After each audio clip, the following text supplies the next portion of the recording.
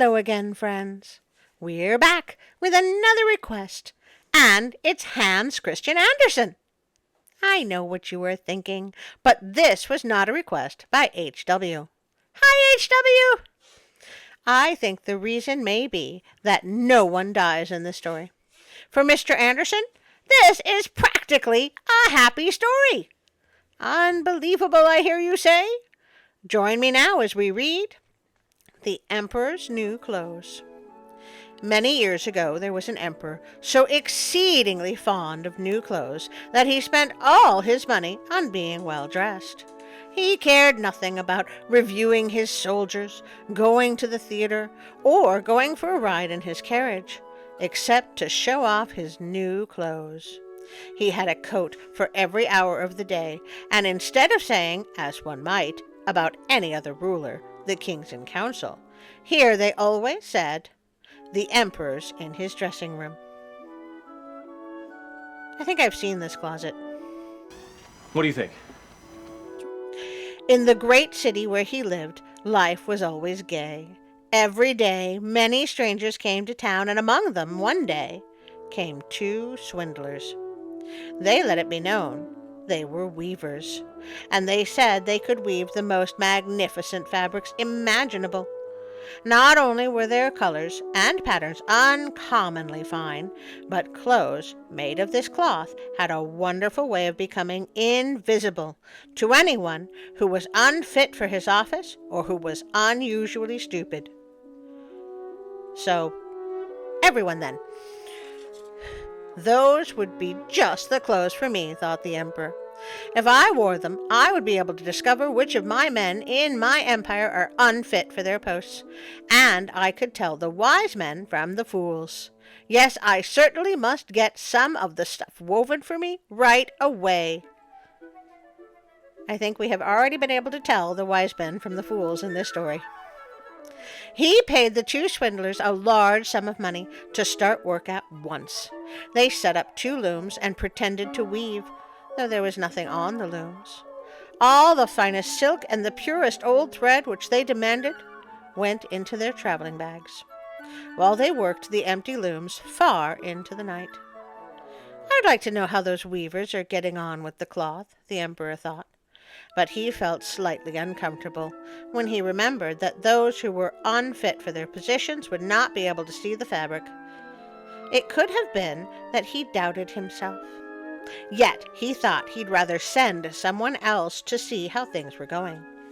The whole town knew about the cloth's peculiar power, and all were impatient to find out how stupid their neighbors were. Clearly internet trolls have been around forever. I'll send my honest old minister to the weavers, the emperor decided.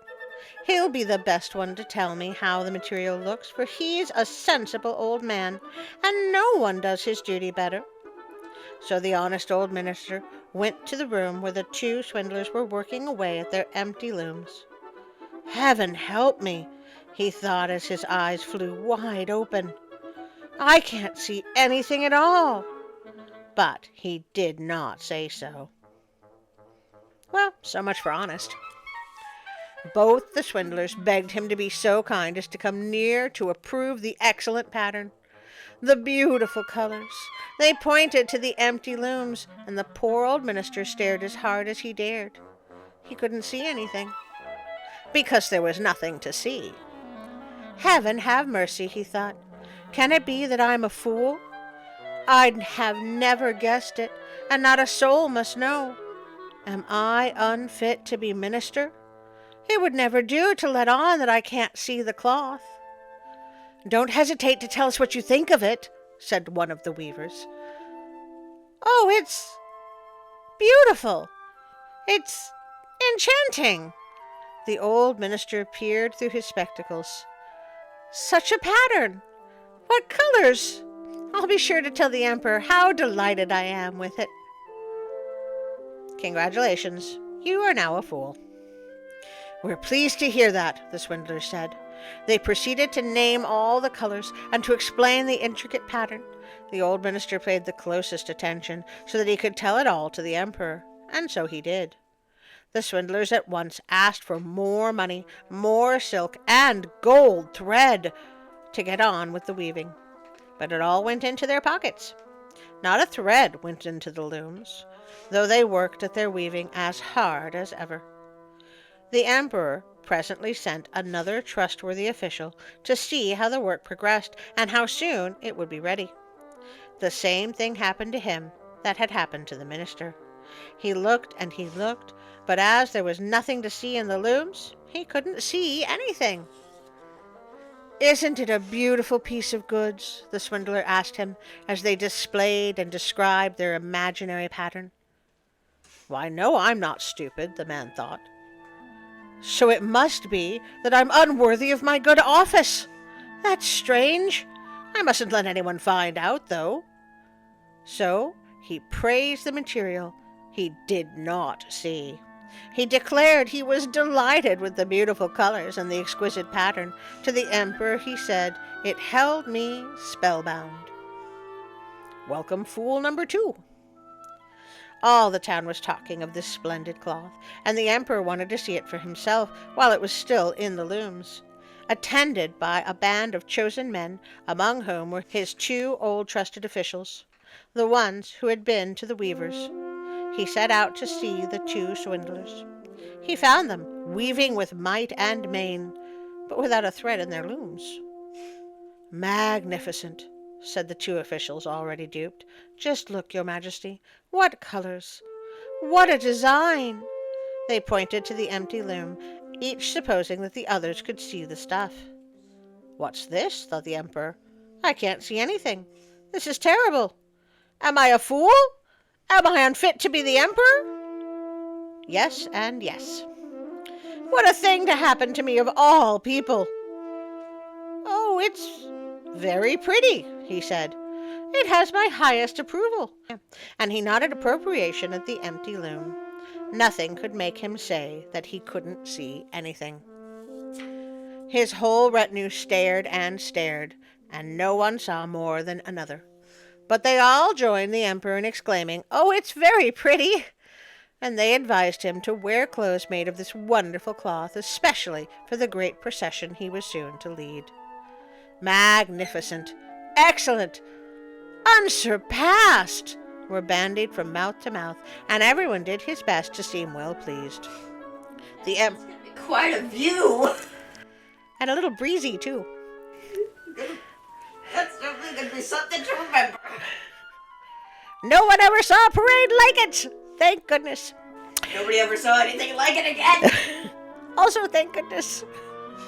The emperor gave each of the swindlers a cross to wear in his buttonhole, and the title of Sir Weaver. I would like to bestow upon you the honor of the Genovian Order of the Genovian Order of the Rose.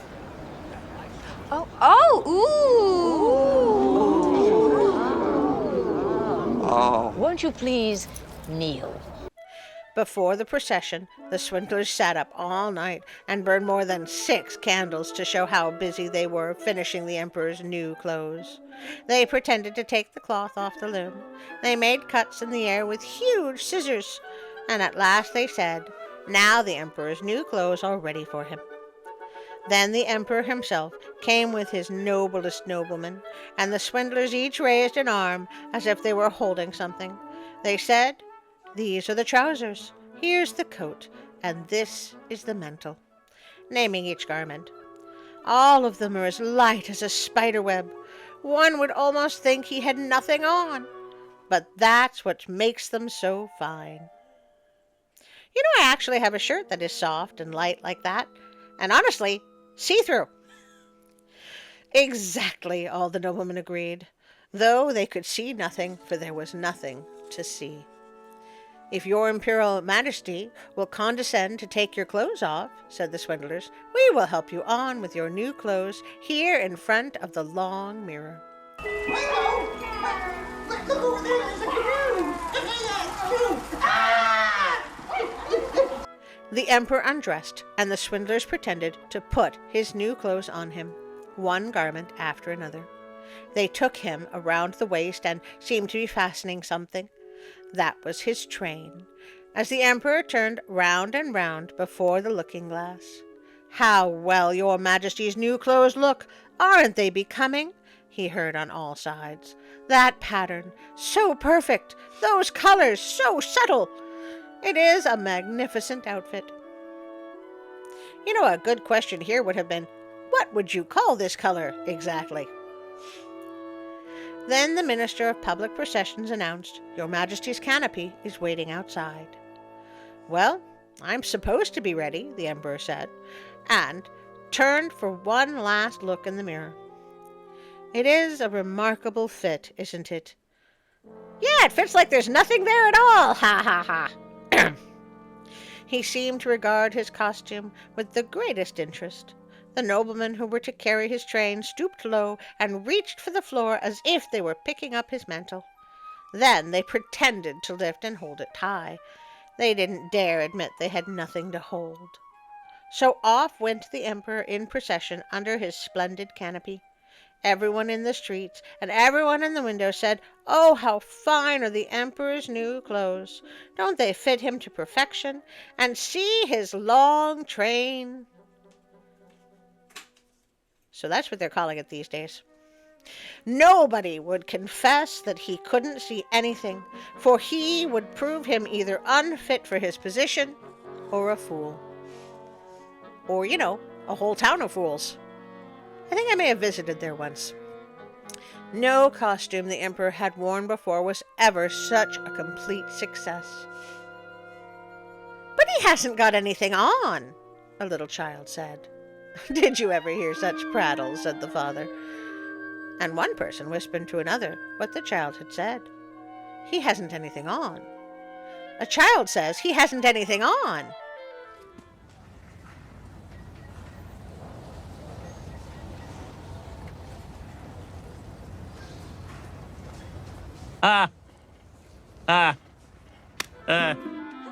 "But he hasn't got anything on," the whole town cried out at last. The Emperor shivered, for he suspected they were right. But he thought, this procession has got to go on. So he walked more proudly than ever, as his noblemen held high the train that wasn't there at all. I really wish these stories would end with "the end," so I knew when the story was over. This is the part where I ask you to like, share, and subscribe. Currently, there are 153 of us now. And a very nice number, but a few more couldn't hurt. A few thousand would be really nice. I may be asking for the moon there. I would also like to remind you of the notification bell. That way, when I put out a story, you will know about it, because there will be an annoying little red dot at the top of your screen. I would like to thank Pixabay.com for all the wonderful sounds and images they provide. They really have so much there. Sometimes it's fun to just go look and see what they have. If you would like to support me on Patreon, Instagram, or Facebook, there are links in the description below. I really need to do a new blooper reel. I would also very much like to thank you, my friends, for coming here week after week, for leaving comments and likes. I want to thank you for sharing my stories on Facebook so new people can find us. Your support, your friendship, is what keeps me going on those days I start to wonder what the point is. My plan to go viral and take over YouTube has not yet happened. Yet. But I cannot thank you enough for your support. And finally, with all my heart, a special thank you to my Patreon friends. Don't die, it's bad for your health.